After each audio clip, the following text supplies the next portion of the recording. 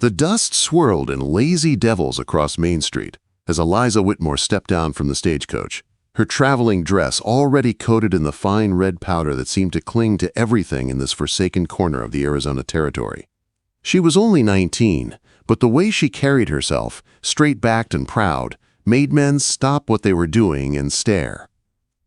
Her golden hair caught the desert sun, her blue eyes sharp as a prairie sky, too clean and too fine for a place like Cedar Ridge. The year was 1889, and Cedar Ridge sat like a scar at the foot of the Superstition Mountains. The town was half dust, half sin, its wooden buildings sun-bleached and warped, its air filled with the sound of hammering from the blacksmith, the rattle of wagon wheels, and laughter spilling out of saloon doors. "Miss Whitmore." The voice came from behind her. Josiah Harrington, owner of half the land and all the trouble in Cedar Ridge, stepped forward with a smile that made her stomach turn. He was 50 if he was a day, gray whiskers, soft hands, and eyes that gleamed like polished coal. His fine clothes couldn't hide what he was, a man who bought what he wanted and didn't take no for an answer. "Your father said you'd be arriving today," he said, his voice too smooth. Eliza curtsied out of habit, though every part of her wanted to recoil. "Yes, Mr. Harrington." "Soon enough, you'll be calling me Josiah." His grin widened as his hand reached for her elbow. "Or perhaps something more intimate." She stepped back quickly, pretending to adjust her bonnet. "Where is my father?" "Attending to business," Harrington said with a smirk. "He owes me a great deal, but you needn't worry your pretty head about that. You'll have plenty to do learning to run my household." That night, the truth came out over a supper of beans and cornbread. Samuel Whitmore, once a proud Boston merchant, was now a broken man, his fine coat shiny with wear, his eyes dulled by whiskey and failure. "You'll marry him," he said flatly, not meeting her gaze. "It's the only way to clear my debts.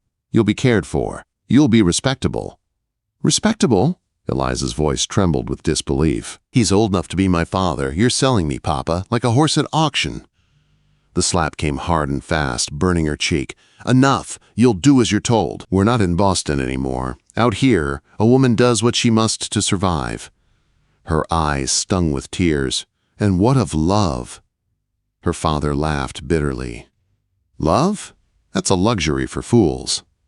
That night, Eliza lay awake on her narrow bed, staring at the cracked ceiling.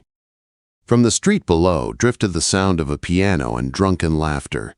Somewhere in the distance, a coyote called, a lonely, haunting cry that echoed how she felt inside.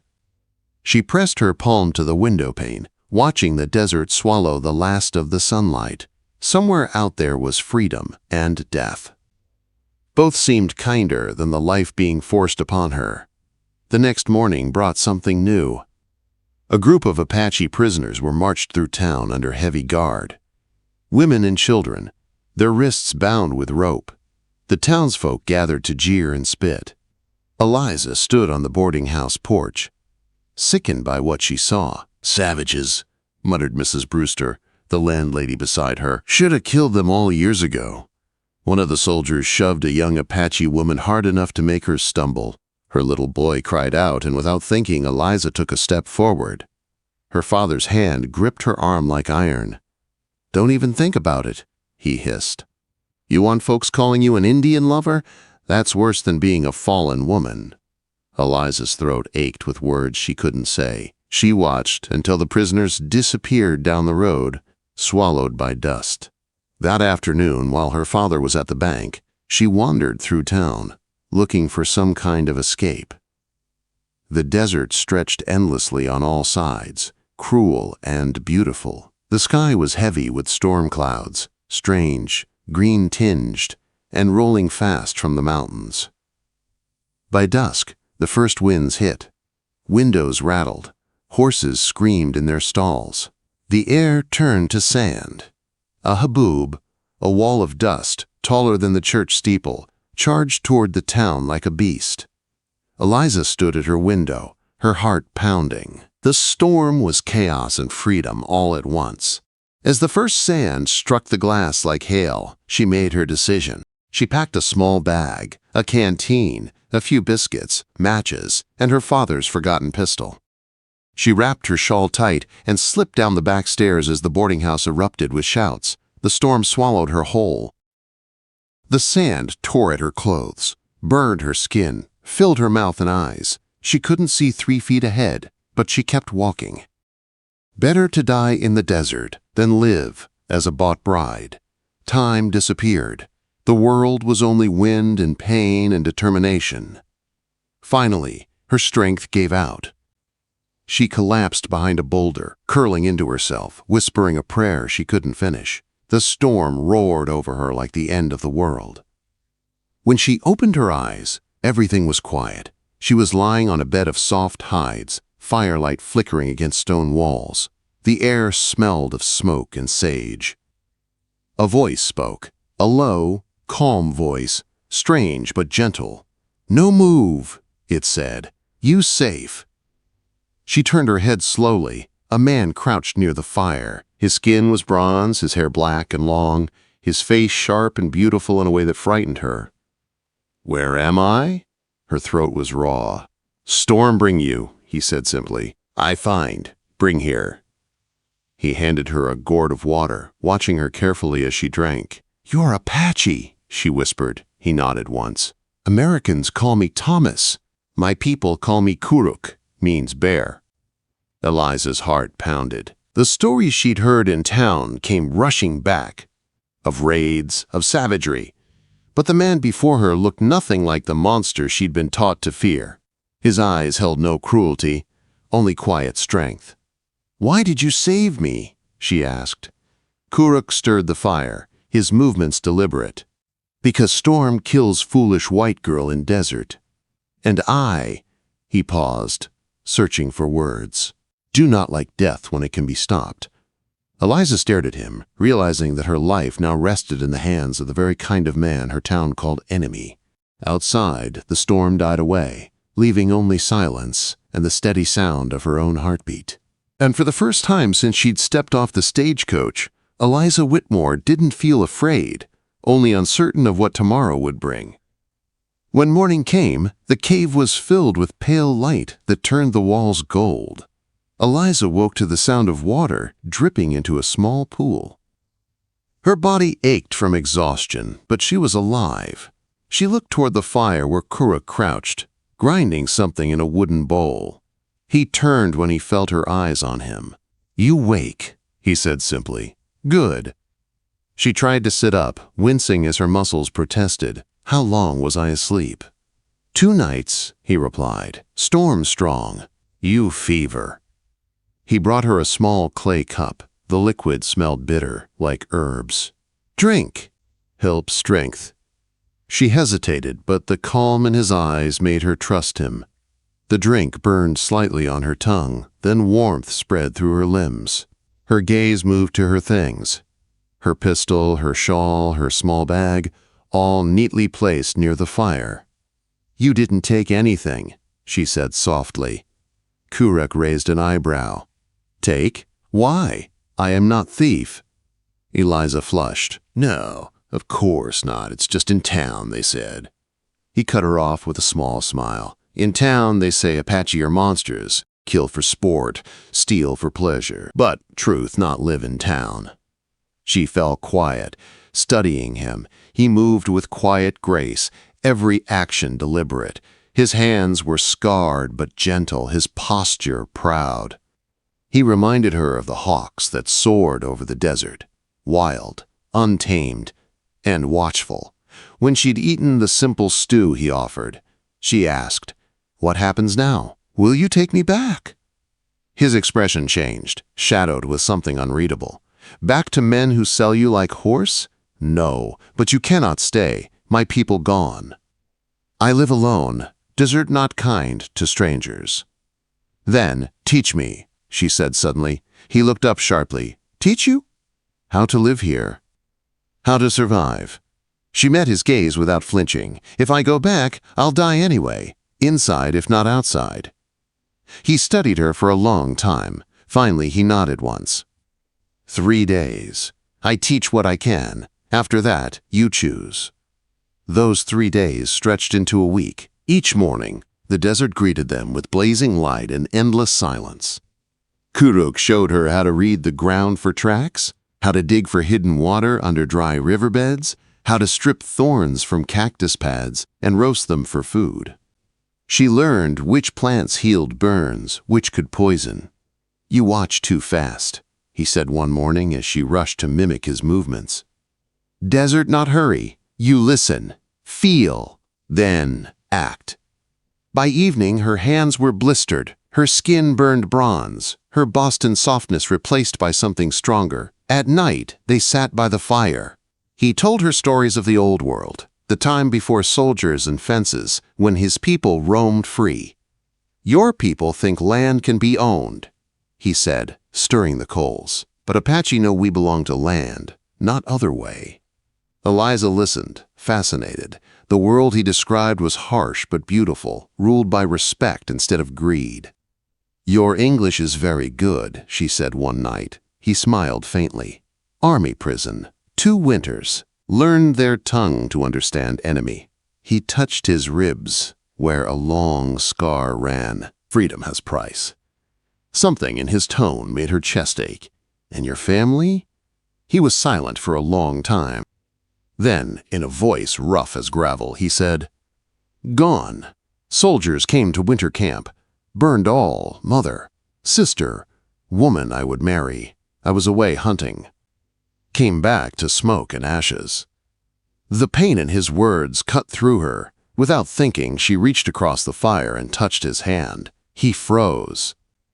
Her skin against his was pale, trembling, his eyes lifted to hers, full of surprise, and something else. "This cannot be," he said quietly. "Your people and mine." "My people," she whispered bitterly, "sold me like cattle. What do I owe them?" Quote. The air between them thickened. The fire popped softly, throwing shifting light across their faces. Kuruk stood abruptly, moving toward the cave mouth. "Sleep now," he said gruffly. "We leave at dawn." But Eliza lay awake long after, staring at the flickering shadows. She could still feel the warmth of his hand, the electricity of that single touch. The next morning, the desert was quiet, washed clean by the storm that had ended her old life. They packed supplies and started toward the mountains where he said she would be safer. The sun rose behind them, painting the land in red and gold. They walked for hours without speaking. Finally, she broke the silence. "Why do you live alone?" He didn't look at her. "My people scattered, some in Mexico, some dead. I stay here to remember." "To remember?" He nodded. "If I leave, memories die too." When they stopped to rest under a mesquite tree, she asked softly, "Do you ever get lonely?" His dark eyes met hers. "Sometimes," he admitted, "but loneliness better than hate." She understood that. She'd felt lonely even in a crowded room her whole life, especially after her mother died. That night, they camped near a canyon where the stars seemed close enough to touch. Kuruk pointed out constellations, telling her the Apache names for each one. "That one," he said, pointing to a bright star near the horizon. "We call Naba. Means brave woman who walks alone." "Like me?" she teased gently. He smiled faintly. "Maybe." A coyote howled in the distance and she shivered. He stirred the fire and said quietly, "Coyote, not enemy. Trickster, teacher. He show fools how to survive." The fire crackled, throwing gold across his face. She realized how close they were sitting. The air felt thick with unspoken things. "Kuruk," she said softly, "what does my name mean in your language?" He thought for a moment. "Eliza, no word same, but if I give one, I call you Nashoba, spirit that walks between storms." Her heart fluttered. "And what does yours mean again?" "Bear," he said, his eyes never leaving hers. "Strong but careful, fights only when must." Silence stretched between them. Then she whispered, "Kuruk, thank you for saving me, for teaching me." He looked at her for a long time. "You learn quick, too quick. Desert change you fast." "Maybe it's not changing me," she said. "Maybe it's showing who I was meant to be." Quote, That night, she dreamed of the storm again, but this time, instead of running, she stood still in its heart, and Kuruk's hand reached through the wind to find hers. When she woke before dawn, she found him already awake, watching the sunrise. His profile against the firelight looked carved from the mountain itself. He turned slightly, sensing her gaze. "Time to go," he said. "Where?" He looked toward the distant peaks. "To sacred place, safe for now, but if men from town come—" "Then what?" she asked. He met her eyes, calm and steady. "Then we fight." And for the first time in her life, Eliza Whitmore did not feel afraid of what lay ahead. They traveled for 2 days through the high canyons, where red rock walls rose like cathedrals. The air was cooler here, and at night the stars burned brighter than she had ever seen. Kuruk moved with quiet purpose, guiding her along hidden paths only he seemed to know. When she stumbled, he steadied her with a light touch that lingered longer each time. At last they reached a narrow valley guarded by towering pines and a ribbon of clear water running through smooth stone. "Gone Canyon," he said softly, "sacred to my people. Mountain spirits dance here. No white has entered and lived." Eliza looked around in wonder. Sunlight poured through the trees in golden shafts, and the air carried the scent of pine and wild sage. "It's beautiful," she whispered. He nodded, his gaze distant. It was home once, long ago. They built a small camp near the waterfall. Kuruk hunted rabbits and trout, while Eliza gathered berries and learned to weave grasses into mats. She worked hard, her hands blistered and raw, but each new skill filled her with a strange pride. The Boston girl who once flinched at dust was gone. The woman who replaced her moved barefoot through the wild without fear. Some evenings, Kuruk told stories around the fire. He spoke of Spider-Woman who wove the world, of the twins who fought monsters, of how the first people learned to live with the land instead of over it. She listened, her heart swelling with a peace she'd never known. One night, as he finished a story, silence settled between them. The fire crackled, and a soft wind stirred the pines. "Why did you bring me here?" she asked quietly. His eyes reflected the flames. "I do not know. Maybe spirits wanted it. Maybe I wanted it." She met his gaze. "And now?" He hesitated, then said, "Now I try not to want what I cannot have." The words cut deeper than she expected. "And what is that?" His voice was barely above a whisper. "You." The sound of her name on his tongue made her breath catch. She moved closer, heart pounding. "You saved my life. You taught me to survive. You gave me freedom. How can that be something you can't have?"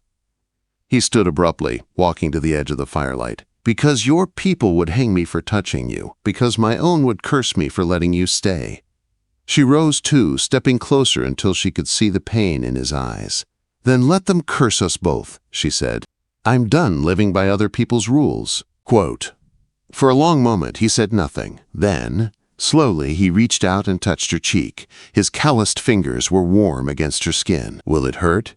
she whispered, her voice trembling with fear and something far more dangerous. "Only if you fear what is true," he said gently. The distance between them vanished. His lips brushed hers, hesitant at first, then deepening as if the world had been waiting for this moment. The firelight painted their shadows across the cave wall, two souls from different worlds, finally finding the same heartbeat. When dawn came, the world seemed new. She woke beside him, his arm draped protectively over her. The guilt she expected never came. Only peace, only belonging. But peace on the frontier never lasted long. That afternoon, the echo of horses shattered the stillness. Kuruk tensed instantly, motioning for silence. Voices followed, men's voices, angry and close. "Eliza Whitmore!" someone shouted. "By order of the territory, you're to come out now." Her blood turned to ice. It was Jake Morrison, Harrington's foreman. Kuruk moved like a shadow, pulling her into a narrow crevice behind the waterfall.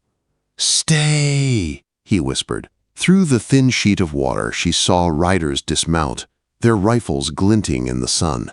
Her father was among them, his face pale and drawn. "Please," he shouted. "Just come home, Eliza, before they do something we can't undo." Before she could stop herself, she stepped into the open. "I'm not your property," she cried, her voice echoing across the canyon. "You sold me once. You won't do it again!" "Get away from her!" Morrison snarled, raising his gun as Kuruk appeared beside her. The shot rang out. Kuruk jerked backward, blood blooming red on his shoulder. "No!" Eliza screamed, running to him. She pressed her hands to the wound, but he pushed her away. "Go!" he gasped. "They kill you, too." But she wouldn't move. "Not without you." The soldiers hesitated, uneasy at the sight of a white woman cradling an Apache in her arms. Then a shout came from the cliffs above. A half-dozen Apache warriors emerged, bows drawn, faces painted. An older man with gray braids stepped forward. His voice boomed through the canyon. "You leave now, or more blood comes." The soldiers froze. Even Morrison lowered his gun. The elder looked at Eliza. "White woman stand with Apache. She choose this path?" Eliza raised her chin. "I do." He nodded once. "Then she, one of us." Her father's voice broke. "Eliza, please, think of what you're doing." She looked at him for a long moment, tears cutting clean paths through the dust on her cheeks. "I am thinking, Father, for the first time in my life." The soldiers withdrew under the elder's command. The sound of their retreat echoed down the canyon until it faded into silence. Eliza turned back to Kuruk, who leaned weakly against the stone. "You should have let me fight," he murmured. "And leave me to face this alone?" She said softly, "Never." Days passed. Under the elder's care, Kuruk healed. The Apache accepted her slowly, seeing her loyalty was true. She helped grind herbs, tend fires, and care for the wounded. One night, beneath a canopy of stars, Kuruk took her hands in his. "You could still go back," he said. "Find easier life." She shook her head. "I found my life." He smiled, that rare, quiet smile that made her heart ache. "Then I give you Apache name. Nonia, spirit who stands in storm." "And you," she whispered. He touched the scar on his shoulder. "I am bear who walks beside spirit." She leaned in and kissed him, sealing the promise with warmth instead of words. Seasons passed. Together they built a small home in the canyon. Sometimes soldiers passed nearby, but none dared enter sacred ground. Rumors spread through the territory about the white woman who lived with an Apache warrior. Some said she'd been bewitched. Others said she was dead. In truth, she was more alive than ever. Years later, when their child was born, a daughter with hair like sunlight and eyes like midnight, Eliza whispered to the tiny bundle, "You are proof the world can change." Kuruk smiled faintly. "She will walk between both worlds, as we do." The wind sighed through the canyon, carrying the scent of sage and rain. The firelight danced on their faces, on the child's small hand reaching toward the sky. And for the first time in all the harsh, beautiful history of that land, two worlds, once divided by hatred, began to heal, one heartbeat at a time.